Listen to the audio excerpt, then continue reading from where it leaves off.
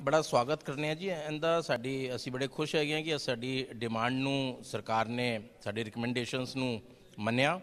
ਬੜਾ ਇਤਿਹਾਸਿਕ ਕਦਮ ਹੈ। ਬੜੇ ਦਿਨਾਂ ਤੋਂ ਸਪੈਸ਼ਲੀ ਨੌਕਰੀ ਪੇਸ਼ਾ ਵਰਗ ਦੀ ਹੈ ਉਮੀਦ ਸੀਗੀ ਕਿ ਇੱਕ ਵੱਡੀ ਐਗਜ਼ੈਂਪਸ਼ਨ ਲਿਮਿਟ ਦਿੱਤੀ ਜਾਏ ਤੇ ਇਹ ਪੋਸੀਬਲ ਤਾਂ ਹੋ ਪਾਇਆ ਜਿਹੜਾ ਸਾਨੂੰ ਸਮਝਣਾ ਬੜਾ ਜ਼ਰੂਰੀ ਹੈਗਾ ਕਿਉਂਕਿ ਸਾਡਾ ਟੈਕਸ ਬੇਸ ਵਧਿਆ। ਜਿਹੜਾ ਵਿੱਤ ਮੰਤਰੀ ਨੇ ਵੀ ਆਪਣੀ ਸਪੀਚ ਵਿੱਚ ਕਿਹਾ ਕਿ ਡੀਮੋਨੇਟਾਈਜੇਸ਼ਨ ਦੇ ਬਾਅਦ ਜਦ ਫਾਰਮਲ ਇਕੋਨਮੀ ਵਿੱਚ ਲੋਕੀ ਆਏ 1 ਕਰੋੜ ਨਵੇਂ ਇਨਕਮ ਟੈਕਸ ਪੇਈ ਐਡ ਹੋਏ, ਸਾਡਾ ਰੈਵਨਿਊ ਵਧਿਆ, ਤਾਂ ਹੀ ਇਹ ਸਭ ਚੀਜ਼ਾਂ ਹੋ ਪਾਈਆਂ। ਕਿਉਂਕਿ ਜਦ ਤੱਕ ਅਗਰ ਖਜ਼ਾਨੇ ਵਿੱਚ ਰੁਪਈਆ ਨਹੀਂ ਹੋਏਗਾ तो कोई भी फ्री बीज कोई भी सरकार नहीं दे सकती है। सो यह समझना बड़ा ਜ਼ਰੂਰੀ है। तो CII हमेशा इस गल की पक्षधर रही है कि असी कंप्लायंट सिटीजन होइए, असी अपना कर्तव्य निभाइए तो उनके बाद असी सरकार तो अपेक्षा रखिए सारी सुविधावां दियां। सो असी बड़ा स्वागत करते हैं इस 5 लाख की लिमिट का।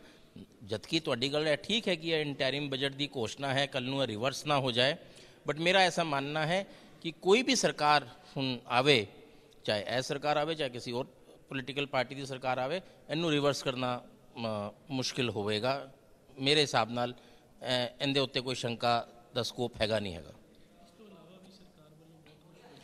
जी बिल्कुल, सरकार ने काफ़ी घोषणावां कीतियां ने। सरकार ने जिहड़ा तुहाडा मछली पालन है उन्होंने एग्रीकल्चर का स्टेटस देने की गल की है। सारे जिन्ने भी बेनीफिट एग्रीकल्चर सैक्टर नूं हैगे ने, साडे जिहड़े किसानां नूं हैगे ने, वो मछली पालन उद्योग नूं भी दिते जाणगे। एक बड़ा वड्डा कदम है जिहड़ा शायद आम पब्लिक ना इनू इमीजिएटली समझ पाए। सिमिलरली छोटी छोटी चीज़ां कीतियां ने वित्त मंत्री ने। जिस तरह उन्होंने एक डिसीजन किया कि 24 घंटे में तुहाडी इनकम टैक्स रिटर्न प्रोसैस हो जाएगी तो तुहाडा कोई रिफंड होएगा तो तुहाडा पैसा तुहाडे खाते में आ जाएगा। प्लस जिहड़ी इलैक्ट्रॉनिक असैसमेंट की गल की है, मैं उनका बड़ा स्वागत करना। ये बड़ी वड्डी डिमांड सीगी। एक भ्रष्टाचार का एक रस्ता सीगा कि जब भी तुहाडा केस स्क्रूटनी में लग जाए तो तुसीं इनकम टैक्स दफ्तर के चक्कर कटते रहो 6-6 महीने 8-8 महीने। हुण तुहाडा सारा प्रोसैस इलैक्ट्रॉनिक होएगा। इनकम टैक्स अफसर नूं नहीं पता होएगा असैसी कौन है, असैसी नूं नहीं पता होएगा इनकम टैक्स अफसर कौन है। मैं इसका बड़ा स्वागत करना। छोटी जी गल है बट इनके बड़े दूरगामी रिजल्ट्स होंगे उद्योग जगत वास्ते। देखिए उनदे विच काफ़ी गल्लां हो रही ने पिछले 2-3 घंटिया तो कि जी बहुत कम है, 6,000 रुपये साल, 500 रुपये महीना बनता है। बट हमें समझना पड़ेगा कि जो गिवन रिसोर्सेज हैं सरकार के, उन्हीं रिसोर्सेज में सरकार ने अपना कार्यक्रम करना। अगर हमने वित्त मंत्री का भाषण सुना हो, उन्होंने ये बोला कि मैं अपना वित्तीय घाटा 3% रख सकता था of GDP, but because of this 75,000 crore में को ये 3.3 पे फ्रीज करना पड़ रहा है। तो आज हमारे पास जितने लिमिटेड रिसोर्सेज हैं, इस कदम का भी हम बहुत स्वागत करते हैं। जबकि एक शुरुआत है। और जो सबसे बड़ा आज के अगर बजट का जो देखा जाए, जो एक 10 बिंदुओं का एक लक्ष्य बनाया है सरकार ने आगे आने वाले 8 सालों के लिए, जहाँ पे 10 ट्रिलियन इकॉनमी की बात की जा रही है, जहाँ पे भारत को विश्व के पहले 3 देशों में लाने की बात की जा रही है। तो सरकार कोई सी भी आए, मेरा ये मानना है कि अगर हम उन 10 बिंदुओं के ऊपर आने वाले समय में काम करेंगे तो हम उस लक्ष्य की प्राप्ति कर पाएंगे। वो ऐसा है कि पहले ग्रेच्युटी की लिमिट मैक्सिमम 10 लाख रुपए होती थी, वो अब बढ़ा के 20 लाख रुपए की करने की अनाउंसमेंट करी है। बट ये पहले भी, ये सिर्फ एक बजट में उन्होंने अनाउंस किया है। जैसे ESI वाला है जो 15,000 से 21,000, या बोनस जो है वो 21,000 तक के लोगों को 3.5 से 7,000, ये सब कार्य हो चुके हैं। जैसे ऐसे ही मैंने आपको MSME के लिए उन्होंने बताया 2% इंटरेस्ट सबवेंशन, वो नवंबर 2018 में ही माननीय प्रधानमंत्री ने एक विशेष कार्यक्रम करके उसकी घोषणा कर दी थी और उसको क्रियान्वित कर दिया है। अब उसकी स्कीम की नोटिफिकेशन भी हो गई है। तो ये कुछ ऐसे कार्य हैं जो पिछले 3-4 महीनों में सरकार ने किए, जो उन्होंने आज अपनी बजट स्पीच में बताए पार्लियामेंट को। बड़ा लक्ष्य रखा है सरकार ने। मैं शुभकामनाएं देता हूं सरकार को कि आने वाली जो भी सरकार हो वो इस लक्ष्य की प्राप्ति कर सके, क्योंकि लक्ष्य तो हमेशा जीवन में बड़ा ही रखना चाहिए और अचीवेबल भी होना चाहिए। एक बहुत बड़ा स्टेप है हमारे गाँव को जोड़ने का। मेन स्ट्रीम से स्वागत करते हैं हम इसका।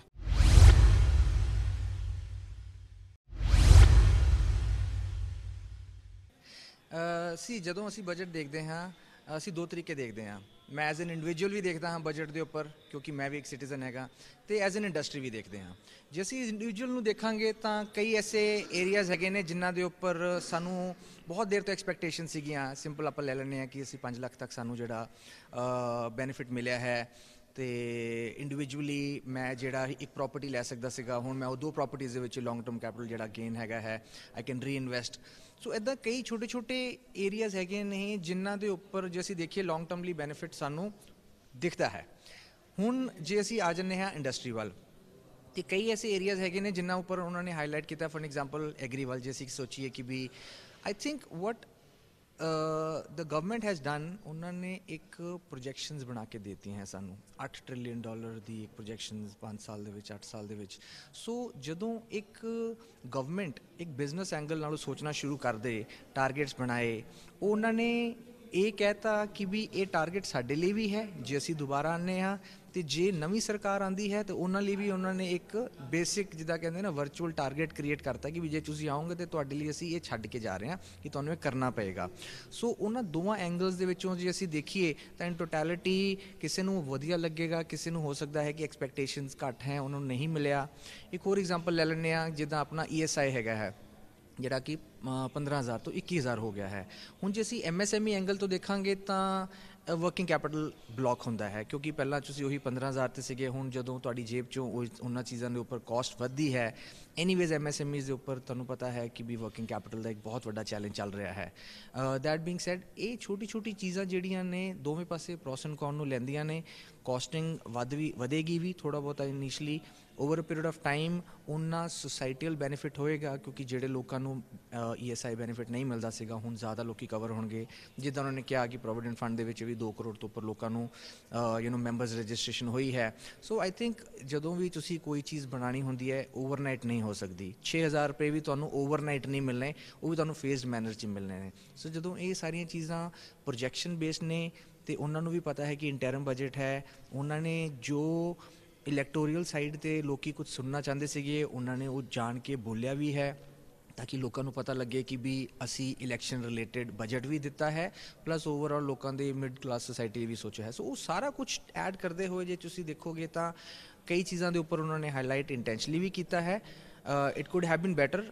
ਹਮੇਸ਼ਾ ਤੁਸੀਂ ਇਹੀ ਸੋਚਦੇ ਹੋ ਕਿ ਵੀ ਇਸ ਤੋਂ ਵੀ ਵਧੀਆ ਹੋ ਸਕਦਾ ਸੀਗਾ, ਸਟਾਰਟਅਪਸ ਲਈ ਵੀ ਕੁਝ ਕਰ ਸਕਦੇ ਸੀਗੇ। ਪਿੱਛੇ ਅਸੀਂ ਐਂਜਲ ਟੈਕਸ ਬਾਰੇ ਵੀ ਸੁਣਿਆ ਹੈ ਕਿ ਚੈਲੰਜਸ ਸੀਗੇ, ਵੈਲੂਏਸ਼ਨ ਆਫ ਅਨਲਿਸਟਡ ਸ਼ੇਅਰਸ ਜਦੋਂ ਤੁਸੀਂ ਫੋਰਨ ਫੰਡਿੰਗ ਕਰਦੇ ਹੋ। ਸੋ ਉਹ ਕਈ ਐਸੇ ਏਰੀਆਜ਼ ਹੈਗੇ ਨੇ ਜਿਨ੍ਹਾਂ ਦੇ ਉੱਪਰ ਐਕਸਪੈਕਟੇਸ਼ਨ ਸੀਗੀ ਕਿ ਕੁਝ ਨਵਾਂ ਆਏਗਾ ਜਾਂ ਆਉਣਾ ਚਾਹੀਦਾ ਹੈ।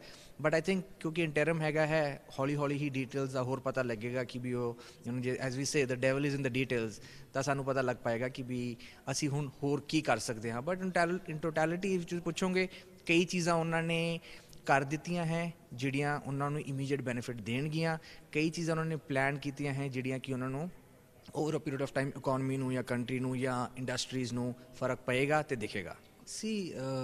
ਸਾਡਾ ਇਹ ਸੋਚਣਾ ਹੈ ਐਜ਼ ਐਨ ਇੰਡਸਟਰੀ ਕਿ ਟੈਕਨੋਲੋਜੀ ਹੀ ਸਕੇਲ ਕਰਦੀ ਹੈ ਕਿਸੇ ਵੀ ਬਿਜ਼ਨਸ ਨੂੰ। ਉਹ ਚਾਹੇ ਬਿਜ਼ਨਸ ਇੱਕ IT ਡਿਪਾਰਟਮੈਂਟ ਹੋਵੇ, ਭਾਵੇਂ ਉਹ GST ਡਿਪਾਰਟਮੈਂਟ ਹੋਵੇ, ਹਰ ਇੱਕ ਦਾ ਇੱਕ ਟਾਰਗੇਟਸ ਹੁੰਦਾ ਹੈ ਬਿਜ਼ਨਸ ਨੂੰ। ਹੁਣ ਅਸੀਂ ਕਹਿੰਦੇ ਹਾਂ ਅਸੀਂ 1 ਲੱਖ ਕਰੋੜ GST ਹੋਇਆ ਹੈ। ਸੋ ਇਹ ਸਾਰੀ ਚੀਜ਼ਾਂ ਤਾਂ ਹੀ ਹੋ ਪਾਈਆਂ ਹੈ ਕਿਉਂਕਿ ਅਸੀਂ ਟੈਕਨੋਲੋਜੀ ਨੂੰ ਵਿੱਚ ਲੈ ਕੇ ਆਏ ਹਾਂ। ਟੈਕਨੋਲੋਜੀ ਮੀਨਸ ਕਿ ਜਿਹੜਾ ਸਾਡਾ ਮਿਨੀਮਮ, ਜਿਹਨੂੰ ਅਸੀਂ ਇੰਡਾਇਰੈਕਟਲੀ ਵੀ ਕਹੀਏ ਤਾਂ ਕਰਪਸ਼ਨਸ ਵੀ ਘਟਦੀਆਂ ਹੈ, ਮੈਨੂਅਲ ਇੰਟਰਵੈਂਸ਼ਨ ਤੁਹਾਡੀ ਲੋਕਾਂ ਨਾਲ ਮੇਲ ਚੁਲ ਹੈਗਾ ਹੈ। ਐਵਰੀਬਡੀ ਸ਼ੁੱਡ ਫੋਕਸ ਔਨ ਜੋ ਉਹਨਾਂ ਦਾ ਕੋਰ ਏਰੀਆ ਹੈ। ਸਾਡਾ ਕੋਰ ਏਰੀਆ ਹੈ, ਅਸੀਂ ਬਿਜ਼ਨਸ ਕਰ ਸਕਦੇ ਹਾਂ। ਜੇ ਸਾਡਾ ਟਾਈਮ ਬਚਦਾ ਹੈ ਕਿ ਸਾਨੂੰ ਜਾਣਾ ਨਹੀਂ ਪਏਗਾ, ਅਸੀਂ ਔਨਲਾਈਨ ਫਾਈਲ ਕਰਾਂਗੇ, ਤਾਂ ਉਸ ਦੇ ਕੇਸਿਸ 'ਚ ਕਈ ਐਸੇ ਇਸ਼ੂਜ਼ ਨੇ ਜਿਨ੍ਹਾਂ ਦਾ ਬੈਨੀਫਿਟ ਹੋਏਗਾ। ਅਗਲੀ ਸਰਕਾਰ ਨੂੰ ਰੋਲ ਬੈਕ ਕਰਨਾ ਚਾਹੀਦਾ ਕਿ ਨਹੀਂ ਕਰਨਾ ਚਾਹੀਦਾ, ਆਈ ਥਿੰਕ ਉਹ ਅਗਲੀ ਸਰਕਾਰ ਆਏਗੀ ਅਤੇ ਉਸ ਦੇ ਪ੍ਰੋਸ ਐਂਡ ਕੌਨਸ ਇਵੈਲੂਏਟ ਕਰੇਗੀ। ਬਟ ਇਹ ਇੱਕ ਵਧੀਆ ਕਦਮ ਹੈ ਕਿ ਜੇ ਸਾਡੀ ਮੈਨੂਅਲ ਪਰਸਨਲੀ ਜਾ ਕੇ ਬੈਠ ਕੇ ਕਨਵਿੰਸ ਕਰਕੇ ਦੱਸਣਾ, ਉਹ ਸਾਰਾ ਕੁਝ ਜਦੋਂ ਡਿਜੀਟਲ ਹੋ ਜਾਂਦਾ ਹੈ, ਸੋ ਇੰਪੋਰਟੈਂਟ ਐਸਪੈਕਟ ਇਹ ਹੋ ਜਾਂਦਾ ਹੈ ਕਿ ਵੀ ਕਈ ਵਾਰੀ ਤੁਸੀਂ ਬੈਠ ਕੇ ਆਪਣੇ ਆਪ ਨੂੰ ਐਕਸਪਲੇਨ ਜਾਂ ਕਨਵਿੰਸ ਕਰ ਪਾਉਂਦੇ ਹੋ, ਆਪਣਾ ਵਿਊ ਪੁਆਇੰਟ ਦੇ ਪਾਉਂਦੇ ਹੋ। ਸੋ again the challenge is the execution part. ਫਿਰ ਪਤਾ ਲੱਗੇਗਾ ਕਿ ਜਦੋਂ ਇਸ ਚੀਜ਼ ਨੂੰ ਐਗਜ਼ੀਕਿਊਟ ਕਰਨਗੇ ਤੇ ਜਿਹੜਾ ਦੂਸਰੀ ਸਾਈਡ ਬੈਠ ਕੇ ਸਾਡੀ ਅਸੈਸਮੈਂਟਸ ਨੂੰ ਇਵੈਲੂਏਟ ਕਰ ਰਿਹਾ ਹੈ, ਪੜ੍ਹ ਰਿਹਾ ਹੈ, ਦੇਖ ਰਿਹਾ ਹੈ, ਉਹ ਕਿੱਦਾਂ ਕਰਦਾ ਹੈ, ਤੇ ਫਿਰ ਉਸ ਤੋਂ ਬਾਅਦ ਜੇ ਫਿਰ ਵੀ ਡਿਸਪਿਊਟ ਆਉਂਦਾ ਹੈ ਤੇ ਉਸ ਡਿਸਪਿਊਟਸ ਨੂੰ ਗਵਰਨਮੈਂਟ ਕਿੱਦਾਂ ਪਲਾਨ ਕਰਦੀ ਹੈ ਕਿ ਉਹਨਾਂ ਨੂੰ ਐਮੀਕੇਬਲੀ without getting into the legal side of it ਕਿੱਦਾਂ ਫਰਦਰ ਸਕੇਲ ਕੀਤਾ ਜਾ ਸਕੇ, ਤਾਂ ਕਿ ਬਿਜ਼ਨਸਿਸ ਨੂੰ ਵੀ ਪਤਾ ਹੋਏ ਕਿ ਉਹਨਾਂ ਦੀ ਐਕਸਪੈਕਟੇਸ਼ਨ ਕੀ ਹੈ, ਤੇ ਜਿਹੜਾ ਉਸ ਚੀਜ਼ ਨੂੰ ਵੈਲੂਏਟ ਕਰ ਰਿਹਾ ਹੈ ਉਹਨਾਂ ਦੀ ਬੈਲੈਂਸ ਸ਼ੀਟਸ ਨੂੰ ਜਾਂ ਉਹਨਾਂ ਦੇ ਬਿਜ਼ਨਸ ਮਾਡਲਸ ਨੂੰ, ਉਹਨੂੰ ਵੀ ਸਮਝ ਹੋਏ ਕਿ ਵੀ ਹਰ ਇੱਕ ਬਿਜ਼ਨਸ ਡਿਫਰੈਂਟ ਤਰੀਕੇ ਹੁੰਦਾ ਹੈ ਤੇ ਉਹ ਚੀਜ਼ ਕਨਵੇ ਰਾਈਟ ਤਰੀਕੇ ਥਰੂ ਟੈਕਨੋਲੋਜੀ ਹੋ ਸਕੇ। ਸੀ ਜਦੋਂ ਵੀ ਅਸੀਂ ਇਹ ਸੋਚਦੇ ਹਾਂ ਕਿ ਇੱਕ ਡਿਪਾਰਟਮੈਂਟ ਜਾਂ ਇੱਕ ਇੰਡਸਟਰੀ ਇੱਕ ਪੁਆਇੰਟ ਤੋਂ ਜ਼ਿਆਦਾ ਗਰੋ ਕਰ ਰਹੀ ਹੈ, ਸਕੇਲ ਅਪ ਕਰ ਰਹੀ ਹੈ ਜਾਂ ਉਸ ਦੇ ਉੱਪਰ ਅਟੈਂਸ਼ਨ ਦੀ ਲੋੜ ਹੈ, ਤੇ ਉਸ ਪੁਆਇੰਟ ਦੇ ਉੱਪਰ ਇੱਕ ਕਹਿੰਦੇ ਡਿਪਾਰਟਮੈਂਟ ਬਣਾ ਦੇਣਾ ਤਾਂ ਕਿ ਉਹਨੂੰ ਇੱਕ ਕਮਿਟਡ ਆਰਗੇਨਾਈਜੇਸ਼ਨ, ਕਮਿਟਡ ਲੋਕੀ ਉਸ ਚੀਜ਼ ਨੂੰ ਸਮਝਣ, ਦੇਖਣ, ਇਵੈਲੂਏਟ ਕਰਨ ਐਂਡ ਇਵੈਂਚੁਅਲੀ ਉਸ ਦੇ ਰੈਮੇਡੀਜ਼, ਉਹਦੇ ਸੋਲਿਊਸ਼ਨਸ, ਪ੍ਰੋਬਲਮਸ ਨੂੰ ਆਇਡੈਂਟੀਫਾਈ ਕਰ ਸਕਣ। ਉਸ ਦੇ ਲਈ ਰਾਈਟ ਨਾਓ ਆਈ ਥਿੰਕ ਉਹਨਾਂ ਨੇ ਸਿਰਫ ਇੱਕ ਜਿੱਦਾਂ ਕਹਿੰਦੇ ਨਾ ਚਾਈਨੀਜ਼ ਵਾਲ ਬਣਾ ਕੇ ਇੱਕ ਡਿਫਰੈਂਟ ਡਿਪਾਰਟਮੈਂਟ ਨੂੰ ਕਿਹਾ ਹੈ ਕਿ ਤੁਸੀਂ ਇਹਨਾਂ ਦੇ ਗ੍ਰੇ ਏਰੀਆਜ਼ ਨੂੰ ਦੇਖ ਕੇ ਇਹਨਾਂ ਨੂੰ ਕਿੱਦਾਂ ਫਰਦਰ ਇੰਪਰੂਵਾਈਜ਼ ਕਰੀਏ। ਉਸ ਦੇ ਲਈ ਜਿੱਦਾਂ ਤੁਸੀਂ ਕਹੋ ਤਾਂ ਇੱਕ ਕੌਂਸਟੀਟਿਊਸ਼ਨ ਕਮੇਟੀ ਬਣੀ ਹੈ। ਹੁਣ ਜਦੋਂ ਉਹ ਐਕਸਪੈਂਡ ਕਰੇਗੀ ਤਾਂ ਸਾਨੂੰ ਪਤਾ ਲੱਗੇਗਾ ਕਿ ਵੀ ਇਸ ਦੇ ਵਿੱਚ ਹੋਰ ਕੀ ਆਪਸ਼ਨਸ ਹੈਗੀਆਂ ਹੈ। ਕਿਸੇ ਨੂੰ ਵੀ ਐਨੀਮਲ ਹਸਬੈਂਡਰੀ ਨੂੰ, ਫਿਸ਼ਰੀ ਨੂੰ ਅਲੱਗ ਕਰਨ ਦੇ ਨਾਲ ਇਹ ਨਹੀਂ ਹੈ ਕਿ ਵੀ ਉਹ ਇੰਡਸਟਰੀ ਅਲੱਗ ਹੋ ਗਈ ਹੈ। ਉਹ ਵਿੱਚ ਸਮਟਾਈਮਸ ਮੀਨ ਕਿ ਉਹ ਇੰਡਸਟਰੀ ਇੱਕ ਸੀਰੀਅਸ ਲੈਵਲ 'ਤੇ ਜਾ ਰਹੀ ਹੈ, ਜਿਸ ਦੇ ਲਈ ਅਸੀਂ ਉਹਨੂੰ ਹੁਣ ਥੋੜ੍ਹਾ ਜਿਹਾ ਹੋਰ ਟਾਈਮ ਦਈਏ ਜਿੰਨਾ ਅਸੀਂ ਘੱਟ ਦਿੰਦੇ ਆ ਰਹੇ ਸੀਗੇ।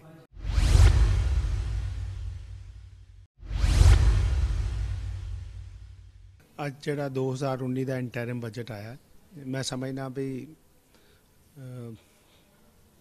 ਪੋਪੂਲਰ ਬਜਟ ਦੀ ਸ਼ੇਪ ਹੀ ਦਿੱਤੀ ਗਈ ਹੈ ਔਰ ਉਹਨੂੰ ਇੱਕ ਪੋਲੀਟੀਕਲ ਸ਼ੇਪ ਨਾਲ ਰੰਗ ਵੀ ਦਿੱਤਾ ਗਿਆ ਕਿਉਂਕਿ ਇਲੈਕਸ਼ਨਸ ਆ ਰਹੇ ਨੇ। ਲੇਕਿਨ ਮੈਂ ਐਜ਼ ਏ ਚੈਂਬਰ ਇਹ ਸਮਝਦਾ ਵੀ ਅੱਛਾ ਬਜਟ ਹੈ। ਇੰਡਸਟਰੀ ਵਾਸਤੇ ਜ਼ਿਆਦਾ ਉਹਨਾਂ ਨੇ ਕੋਈ ਟੈਕਸੇਸ਼ਨਸ ਜਾਂ ਕਸਟਮ ਡਿਊਟੀਜ਼ ਨੂੰ ਨਹੀਂ ਛੇੜਿਆ, ਲੇਕਿਨ ਓਵਰਆਲ ਇਨਕਮ ਟੈਕਸ ਦਾ ਜਿਹੜਾ ਇੱਕ ਮਿਡਲ ਕਲਾਸ ਆਦਮੀ ਹੈ ਉਹਨਾਂ ਨੂੰ ਇੱਕ ਬੜਾ ਅੱਛਾ ਬੈਨੀਫਿਟ ਦਿੱਤਾ। ਜਿਹੜੇ ਸਾਡੇ ਇੰਪਲੋਈਜ਼ ਹੈ, ਜਿਹੜੇ ਮਿਡਲ ਸੈਗਮੈਂਟ ਦੇ ਲੋਕ ਹੈ, ਜਿਹੜੇ 40,000 50,000 ਤਨਖਾਹ ਲੈਂਦੇ ਹੈ, ਉਹਨਾਂ ਨੂੰ ਡਬਲ ਟੈਕਸ ਪੈਂਦਾ। ਉਹ ਟੈਕਸ ਉਹਨਾਂ ਨੂੰ ਬੜਾ ਅੱਛਾ ਰਿਬੇਟ ਦਿੱਤਾ ਗਿਆ ਔਰ ਉਹਨਾਂ ਨੂੰ ਉਸ ਬ੍ਰੈਕਟ 'ਚੋਂ ਜਿਨ੍ਹਾਂ ਦੀ ਤਨਖਾਹ 5 ਲੱਖ ਤੱਕ ਟੈਕਸ ਹੈ, ਮਤਲਬ ਸਲੈਬ ਹੈ, ਜਿਹਦੇ 'ਚ 1.5 ਲੱਖ ਦੀ ਐਗਜ਼ੰਪਸ਼ਨ ਵੀ ਹੋ ਗਈ। ਸੋ ਇਹ ਕਰਕੇ 6.5-7 ਲੱਖ ਵਾਲੇ ਦੀ ਕਮਾਈ ਦਾ ਜਿਹੜਾ ਹੈਗਾ ਉਹਨੂੰ ਐਗਜ਼ੰਪਸ਼ਨ ਮਿਲ ਗਈ, ਬੈਨੀਫਿਟ ਮਿਲ ਗਿਆ। ਦੂਸਰਾ ਸਭ ਤੋਂ ਅੱਛਾ ਕੰਮ ਜਿਹੜਾ ਗਵਰਨਮੈਂਟ ਨੇ ਕੀਤਾ, ਜਿਹੜਾ ਅਸੀਂ ਹਮੇਸ਼ਾ ਇੰਡੀਆ 'ਚ ਬੈਠ ਕੇ ਸੋਚਦੇ ਹਾਂ ਕਿ ਯਾਰ ਅਸੀਂ ਬੁੱਢੇ ਹੋ ਗਏ, ਰਿਟਾਇਰ ਹੋ ਗਏ ਅਤੇ ਸਾਨੂੰ ਕੋਈ ਪੈਨਸ਼ਨ ਨਹੀਂ ਮਿਲਣੀ। ਉਹ ਜਿਹੜਾ ਇੱਕ ਗਰੀਬ ਤਬਕਾ ਜਿਹਦੀ ਕੋਈ ਸਿਕਿਉਰਿਟੀ ਨਹੀਂ ਸੀ, ਜਿਹੜਾ ਇੰਸ਼ੋਰੈਂਸ ਵੀ ਨਹੀਂ ਕਰਾ ਪਾਉਂਦਾ, ਜਿਹੜਾ ਘਰ 'ਚ ਨੌਕਰੀ ਕਰਦਾ ਜਾਂ ਕਿਸੇ ਫੈਕਟਰੀ 'ਚ ਜਾਂ ਦੁਕਾਨ 'ਤੇ ਨੌਕਰੀ ਕਰਦਾ, ਉਹਨੂੰ ਇੱਕ 60 ਸਾਲ ਦੀ ਉਮਰ ਤੋਂ ਬਾਅਦ ਇੱਕ ਪੈਨਸ਼ਨ ਡਿਕਲੇਅਰ ਕਰਤੀ ਗਈ ਹੈ, ਜਿਹੜੀ ਕਿ 3,000 ਰੁਪਏ ਮਹੀਨਾ ਹੋਏਗੀ। ਮੈਂ ਸਮਝਦਾ ਇਸ ਸਰਕਾਰ ਨੇ ਅੱਜ ਸਭ ਤੋਂ ਵਧੀਆ ਕੰਮ ਕੀਤਾ ਔਰ ਉਹ ਬੰਦੇ ਜਿਹੜੇ ਵਿਚਾਰੇ ਬਾਅਦ ਦੇ ਵਿੱਚ ਆਪਣੀ ਦਵਾਈ ਵੀ ਨਹੀਂ ਲੈ ਪਾਉਂਦੇ, ਉਹਨਾਂ ਨੂੰ ਇੱਕ ਪ੍ਰੋਟੈਕਸ਼ਨ ਦਿੱਤੀ ਗਈ ਹੈ। ਸੋ ਉਹ ਇੱਕ ਅੱਛਾ ਸਟੈਪ ਹੈ।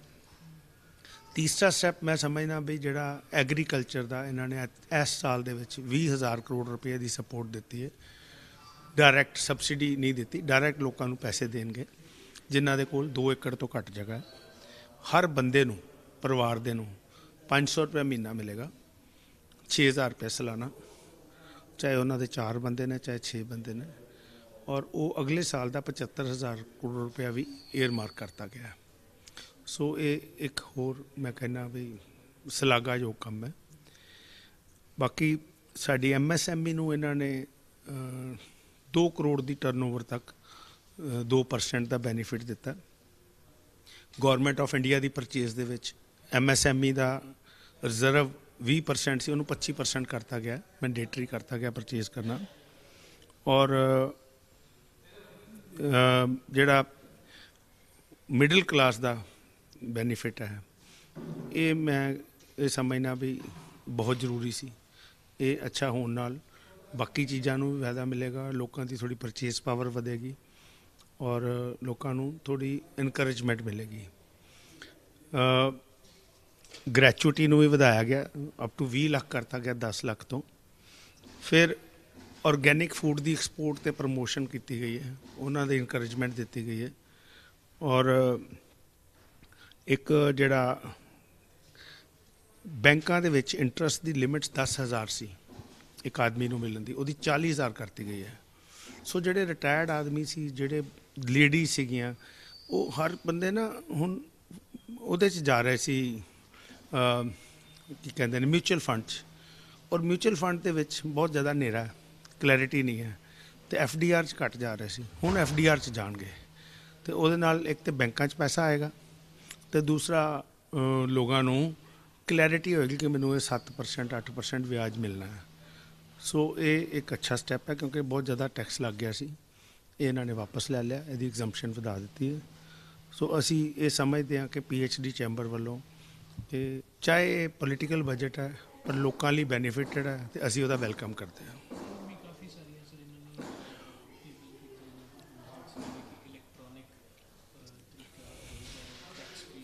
ਉਹਦੀ 2 ਸਾਲ ਲਿਮਿਟ ਰੱਖੀ ਹੈ ਕਿ 2 ਸਾਲ ਤੱਕ ਸਾਰਾ 100% ਹੋ ਜਾਏਗਾ। ਬਈ ਤੁਹਾਨੂੰ ਕੋਈ ਵੀ ਪਤਾ ਹੀ ਨਹੀਂ ਹੋਏਗਾ ਕਿ ਤੁਹਾਡੀ ਇਨਕਮ ਟੈਕਸ ਦੀ ਅਸੈਸਮੈਂਟ ਕਿੱਥੇ ਹੋ ਰਹੀ ਹੈ ਔਰ ਉਹਨਾਂ ਨੇ ਜੇ ਤੁਹਾਨੂੰ ਬੁਲਾਣਾ ਤੇ ਬਾਈ ਮੇਲ ਹੀ ਜਵਾਬ ਮੰਗਣਗੇ, ਬਾਈ ਮੇਲ ਹੀ ਜਵਾਬ ਜਾਏਗਾ।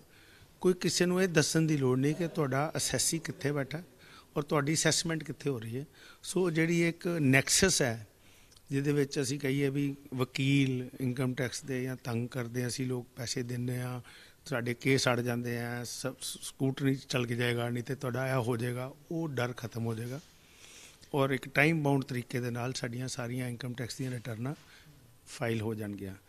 ਉਹਦੇ ਨਾਲ ਮੈਂ ਸਮਝਦਾ ਵੀ ਜਿਹੜਾ ਬੰਦੇ ਡਰਦੇ ਇਨਕਮ ਟੈਕਸ ਨਹੀਂ ਭਰਦੇ, ਰਿਟਰਨ ਨਹੀਂ ਭਰਦੇ, ਕਿਉਂਕਿ ਇਹ ਹੁਣ ਜ਼ਮਾਨਾ ਪਲਾਸਟਿਕ ਦਾ ਔਰ ਪੱਕਿਆਂ ਦਾ ਆ ਗਿਆ ਤੇ ਉਹਦੇ ਵਿੱਚ ਉਹਨਾਂ ਦਾ ਆਉਣਾ ਵੀ ਜ਼ਰੂਰੀ ਹੈ ਤੇ ਉਹ ਆ ਜਾਣਗੇ ਤੇ ਉਹਦੇ ਨਾਲ ਸਾਡਾ ਇੱਕ ਇਨਕਮ ਟੈਕਸ ਦਾ ਕਾਫੀ ਪਾਪੂਲੇਸ਼ਨ ਜਿਹੜੀ ਹੈ ਉਹ ਸੈਗਮੈਂਟ ਜਾਣ ਨਾਲ ਸਭ ਨੂੰ ਬੈਨੀਫਿਟ ਮਿਲੇਗਾ।